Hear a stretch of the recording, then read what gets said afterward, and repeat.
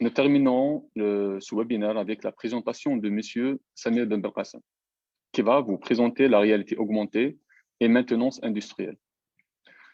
Dr Samir Ben Belkacem a obtenu en 2014 son diplôme de doctorat en génie électrique de l'École nationale polytechnique d'Alger. Il est chercheur permanent au sein de l'équipe ERVA depuis décembre 2017. Il dirige un projet de recherche et développement, R&D. Il assure aussi l'activité d'enseignement à titre accessoire depuis 2014.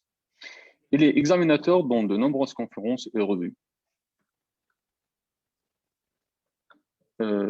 Monsieur Ben Belkacem, je vous donne la parole. Allez-y. Je vous remercie, Adel. Je ne sais pas ce que vous me voyez, vous m'entendez. Donc c'est Monsieur Samir Ben Belkacem. Tout d'abord, je tiens à remercier l'équipe ERVA, le responsable d'équipe ERVA qui nous a permis d'animer ce webinaire. Je remercie en plus l'équipe qui a assuré le fonctionnement et qui a veillé au fonctionnement de ce webinaire, donc les ingénieurs informaticiens et leurs responsables. Donc, je les remercie.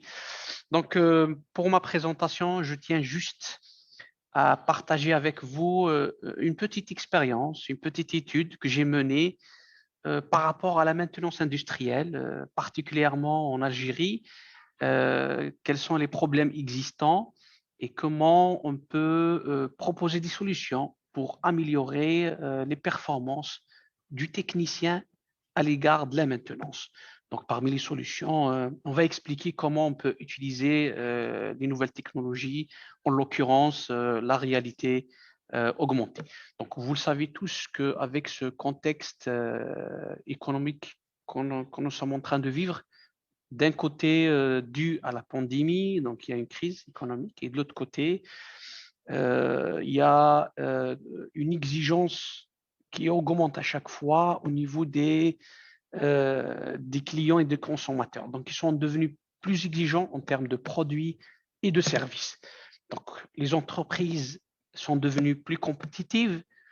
Donc, pour cela, il faut avoir une meilleure performance en termes de production. Donc, il faut avoir une production rentable et de qualité. Donc, un des facteurs qui peut contribuer à avoir cette qualité de service et de produit, c'est la maintenance. Donc, plus la maintenance est efficace, plus les équipements sont rentables, plus on a de meilleurs produits. Cependant qu'en Algérie, on rencontre un certain nombre de problèmes. Donc, c'est une question qui est très problématique. Tout simplement, nous avons observé sur terrain, donc personnellement avec l'équipe, nous étions sur une installation d'Air Algérie. Nous avons remarqué qu'il y a des équipements qui sont très complexes à entretenir et à réparer, par exemple. Aussi, nous avons vu que le technicien,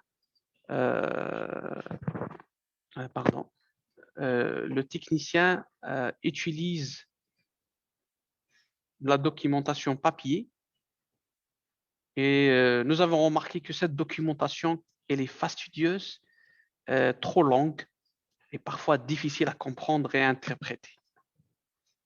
Et de l'autre côté, nous avons observé qu'il y a un problème lié à la compétence et à la connaissance, c'est-à-dire le technicien, il y a des problèmes techniques. Voilà, le technicien, parfois, il ne sait pas quoi faire parce qu'il n'est pas formé. Il y a de nouveaux équipements qui arrivent, il n'a pas le temps d'être formé, donc il intervient directement. Donc, il y a un problème de connaissance, de compétence. Voilà. Donc, tout ça, toujours tout dépend de la qualité du produit qu'on doit offrir. Donc, sans oublier 2 points, la qualité de service et la qualité du produit. Donc, toutes ces problématiques, ils ont une conséquence directe sur l'activité de maintenance. Je vous cite 3 grandes conséquences. La première, donc, il y a des prises de décision incorrectes.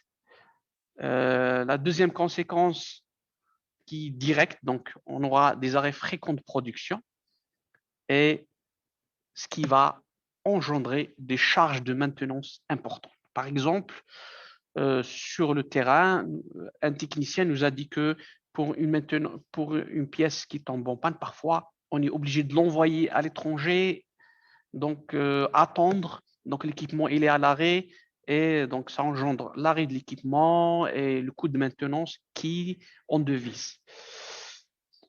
Aussi, je tiens juste à signaler que l'activité de maintenance, elle est dépendante du technicien, du facteur humain.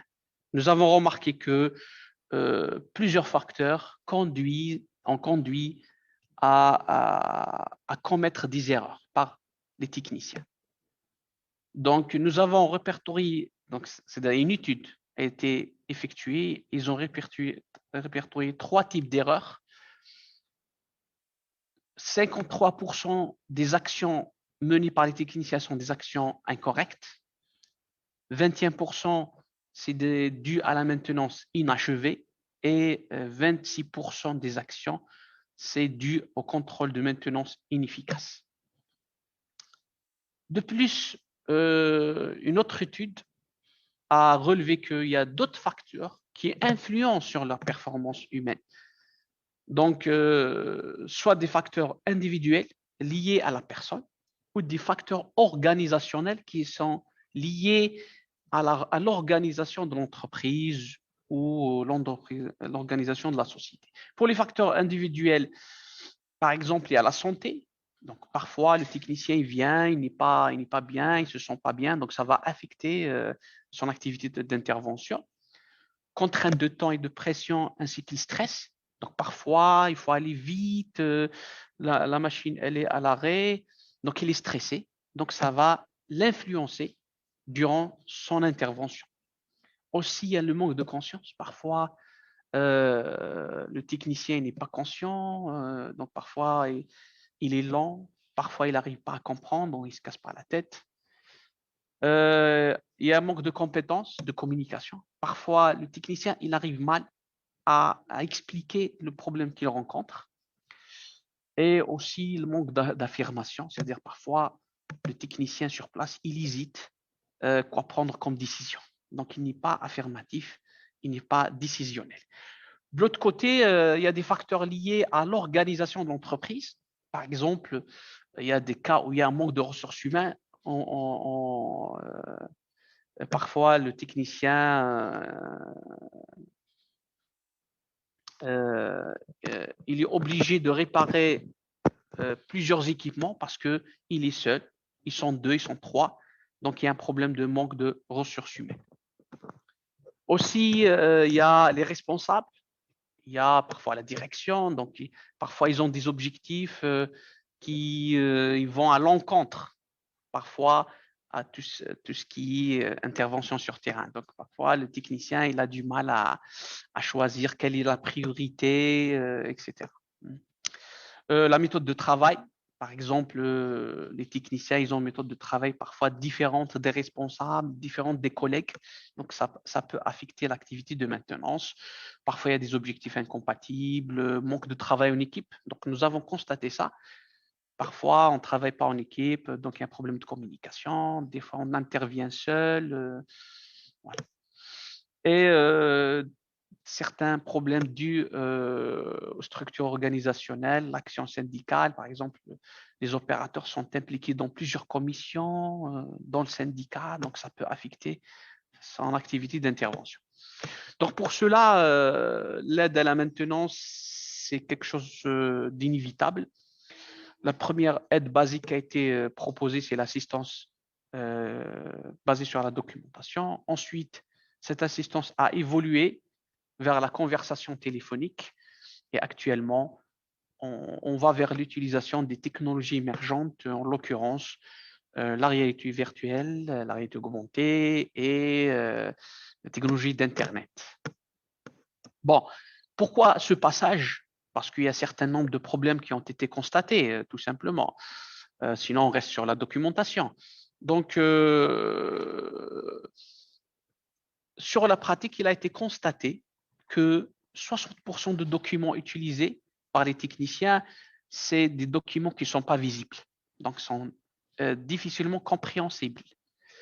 40% de documents contiennent des abréviations, des codes, parfois qu'on ne peut pas comprendre.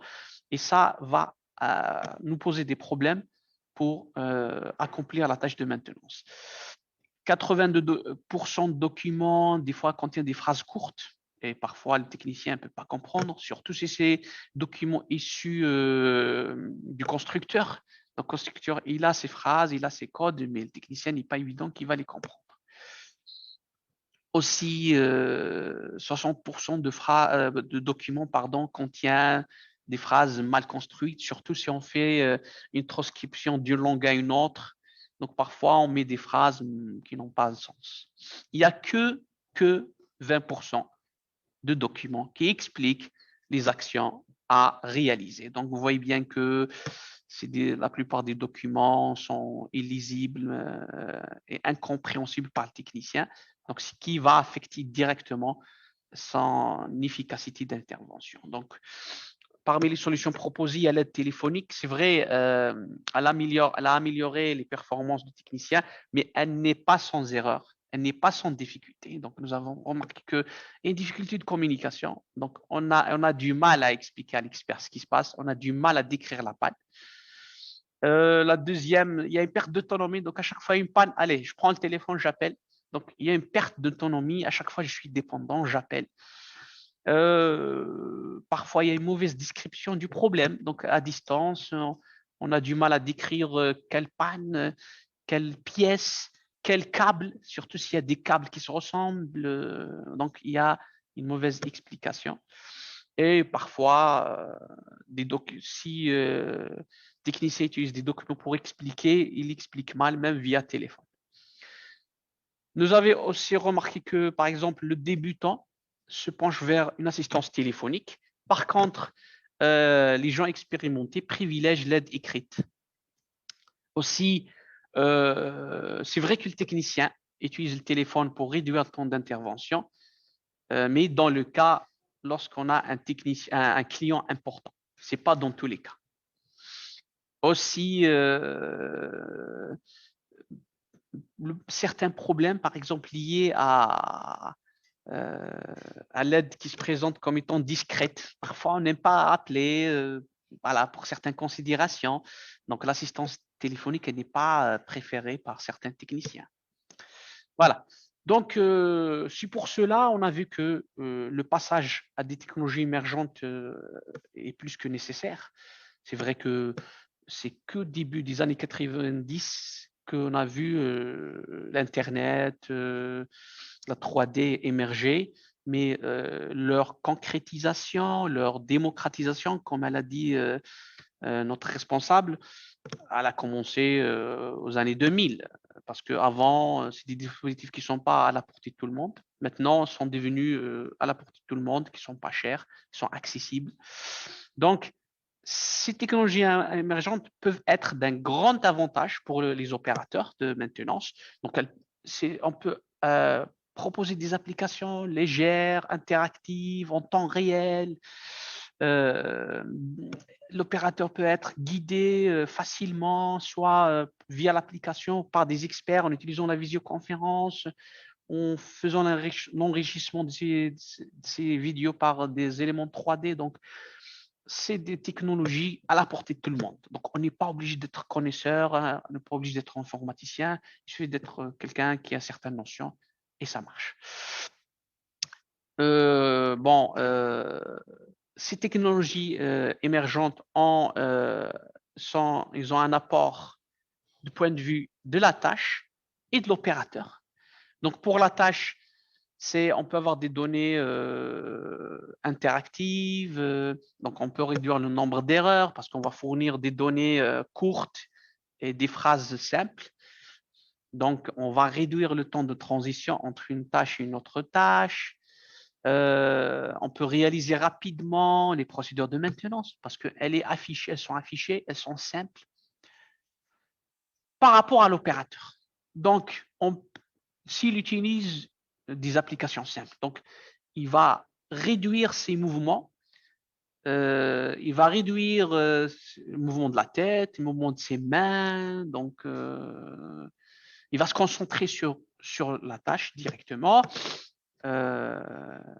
Donc, ça limite davantage sa charge mentale. On peut lui faciliter l'usage de ses deux mains. Et en utilisant l'application, il peut se former individuellement sans faire appel à des personnes tierces. Donc, on augmente ses capacités d'apprentissage. Bon, ici, la réalité augmentée, tout simplement, c'est, je vais passer, je pense, cette vidéo, c'est d'enrichir le monde réel par des objets virtuels. Hein, donc, voilà. Par exemple, ici, je vous montre un exemple d'instruction de montage où le technicien peut visualiser directement les procédures de démontage, pardon. Et notre image, par exemple, comment on affiche des instructions de réparation pour le technicien, quels sont les outils à utiliser, les procédures d'une façon enchaînée. Je vous montre rapidement une application.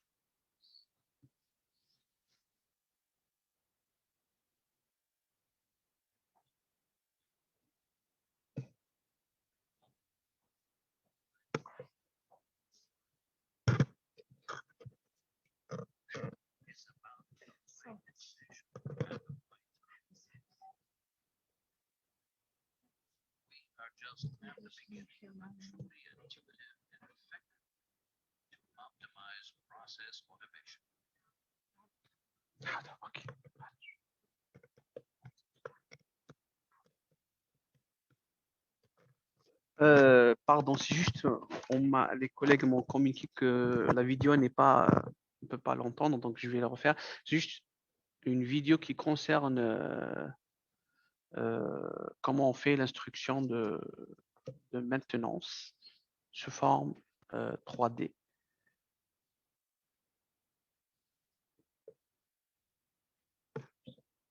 Bon, sinon, je passe directement à notre application.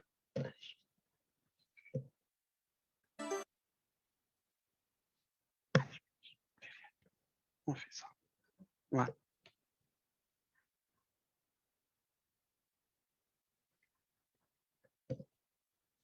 Voilà, donc pour le cas de l'Algérie, c'est-à-dire on a remarqué que les industriels commencent à s'intéresser à l'utilisation des technologies émergentes comme la réalité augmentée. Il y a au début, il y a Air Algérie qui a manifesté son intérêt. Donc, on a fait une application avec eux que je vais montrer après. Il y a Sonatrach aussi. Il y a mon collègue qui a présenté une application pour Sonatrach, utilisant la réalité virtuelle.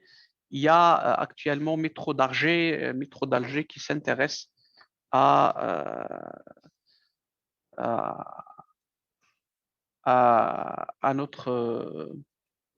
nos applications en utilisant la 3D. Donc, il y a Air Algérie, Sonatrach et maintenant Métro d'Alger. Donc, on est en négociation avec eux pour leur proposer une application d'aide à la maintenance.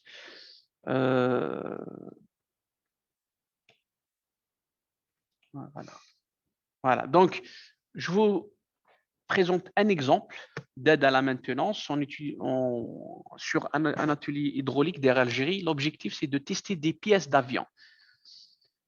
Voilà, cette pièce qui est une valve anti-skid qui est montée dans le moteur, qui joue un rôle dans le freinage de l'avion, hein, lors de l'atterrissage, bien sûr. Donc, à chaque fois, on fait des tests dans le banc de test qui est à droite. Donc, par exemple, la solution qu'on a proposée, par exemple, dans l'application, c'est de montrer les entrées, les sorties de cette pièce pour faire les tests. Hein. Donc, ce qui est montré en 3D. Donc, c'est de la réalité augmentée.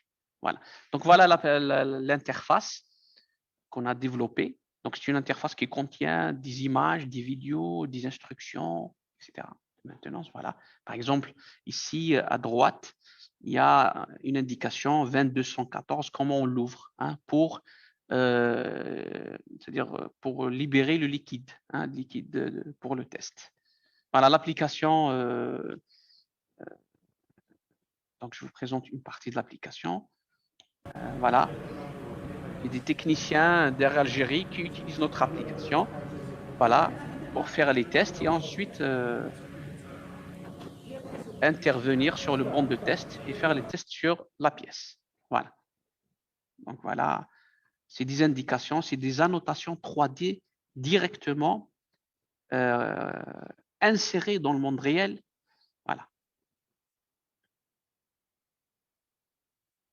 Voilà, ici par exemple, il faut monter le bouton en haut, il faut tourner la pression, tourner pour avoir une certaine pression, etc. etc.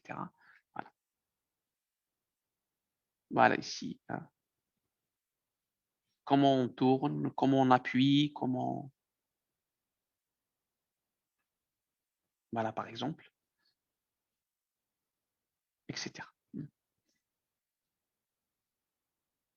Quel bouton qu'il faut appuyer. Voilà. Voilà, on a fait une évaluation, un certain nombre de techniciens. Voilà, ils ont, voilà, ils ont manifesté leur intérêt. Voilà, ils ont dit qu'elle est facile à utiliser, elle est confortable, elle est mieux que la documentation papier. Voilà, donc ils ont donné des commentaires qui ont comme objectif l'amélioration des performances de l'application. Voilà. En guise de conclusion, on peut dire que maintenant, les industriels en Algérie sont de plus en plus attirés par la réalité augmentée. Donc, ils s'intéressent plus parce qu'ils ont vu leur intérêt, malgré qu'on fait un effort pour expliquer son rôle. Et surtout, on a pu convaincre les industriels, certains industriels, que cette technologie, elle est peu chère, elle peut être utilisée par les opérateurs sans avoir une formation préalable. Sauf que on a toujours besoin davantage de sensibilisation. On doit communiquer, discuter avec les industriels pour montrer la valeur ajoutée de cette technologie. Voilà, globalement, c'est ça. Je vous remercie. Je remets la parole à Adel. Merci, Adel. Merci, Samir Ben Qassem, pour la clarté de votre présentation. Passons aux questions. La première question posée est la suivante. Quelle est l'architecture adaptée et mise en place pour la solution que vous avez proposée? Bon, on a opté pour une architecture en utilisant le cloud du CDTA, parce qu'il y a une équipe qui travaille sur le cloud, un cloud professionnel. Hein. Comme ça, on peut avoir, en utilisant le cloud, on peut permettre à plusieurs techniciens de communiquer avec plusieurs experts. Pardon, voilà, communication entre experts et techniciens. Après, l'expert, si il ajoute des annotations 3D, elle peut être reçue par le technicien via le cloud, le serveur cloud. L'avantage du cloud, c'est que en termes de capacité de traitement, il est puissant, même en termes de communication réseau. La seconde question est la suivante. Quelle est la technologie mise en place en réalité augmentée? Quelles sont les difficultés rencontrées et les perspectives pour améliorer le système mis en place? Bon, en termes de difficultés, c'est que parfois, on a du mal à acquérir l'équipement. Parfois, on a des problèmes pour accéder aux équipements parce que parfois, c'est des équipements qui sont sensibles. Il faut avoir des autorisations. Mais bon, on essaye d'expliquer davantage que cette technologie elle ne va pas affecter l'équipement. Bon, pour l'avenir, c'est que on veut bien avoir une architecture réseau un peu professionnelle, c'est-à-dire quelque chose dédié aux entreprises. C'est vrai, la plateforme sur laquelle on travaille, c'est quelque chose de générique, mais après, on va vers quelque chose de professionnel, sécuriser les données, faire une architecture dédiée à chaque entreprise en fonction de ses besoins. Merci. Comme je vous ai dit, beaucoup de questions clés surgissent. Malheureusement, on n'a pas beaucoup de temps pour répondre à toutes les questions de nos participants. Donc, je vais sélectionner quelques d'eux pour... ces questions sont d'ordre général. Si quelqu'un veut répondre, vous pouvez... nous avons, par exemple, la question de M. Belkacem Djelloul, où il veut savoir si vous avez des projets sur les systèmes cardiovasculaires. Oui. Est-ce que vous m'entendez? Oui. Vous m'entendez? Alors, M. Belkacem Djelloul nous a posé la question, nous a dit qu'il travaille sur la simulation numérique de pathologie. Il travaille sur la simulation numérique de pathologie du système cardiovasculaire du patient spécifique pour l'aide des cliniciens au diagnostic et le diagnostic, spécialement les pathologies liées à l'aorte. Alors, il nous a dit qu'il commence à s'intéresser à la réalité virtuelle. Alors, je vais lui répondre que la réalité virtuelle pourra lui être d'un très grand apport, surtout pour la visualisation 3D, pour une meilleure visualisation 3D donc, des aortes et des pathologies. Donc, n'hésitez pas, si vous avez besoin d'aide, on est là pour vous apporter le maximum d'aide. Voilà.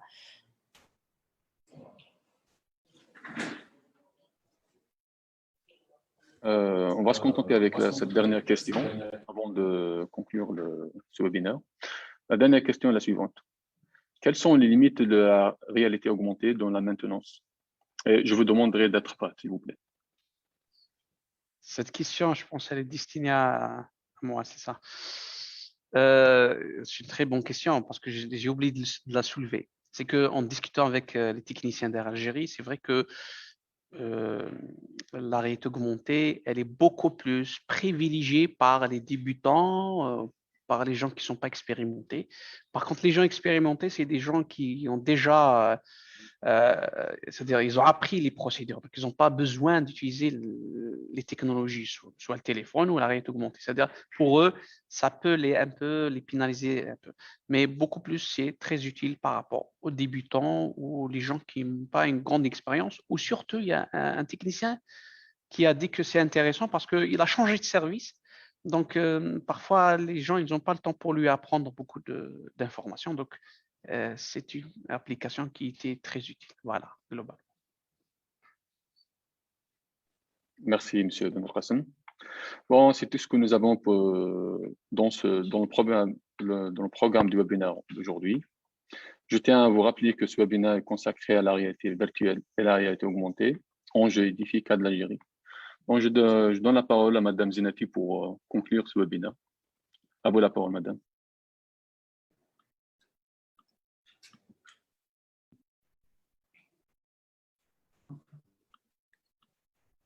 Merci Adel. Alors, pour conclure, je tiens à remercier très sincèrement, très chaleureusement la direction pour nous avoir donné l'occasion, donc à travers ce webinaire, ce séminaire, d'exposer un peu, de présenter nos travaux de l'équipe IRBA.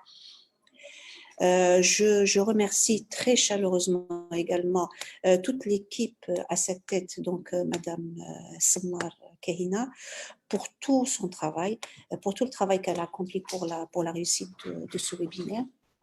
Je tiens également à remercier Adel Oulfré pour tout son soutien et pour avoir accepté d'être le modérateur donc, de ce webinaire. Je remercie également je remercie également Walid et Samir pour avoir présenté, donc bien présenté donc les exposés qu'ils ont dans leur domaine. Et pour finir, je tiens également à remercier tous les participants à travers donc, la plateforme et pour leurs questions aussi qui ont été très pertinentes. J'espère que nous avons répondu à vos questions, mais nous restons également aussi à votre disposition. Nous pourrons également vous envoyer nos emails pour répondre éventuellement à toutes vos questions et toutes vos préoccupations. Merci. Au revoir.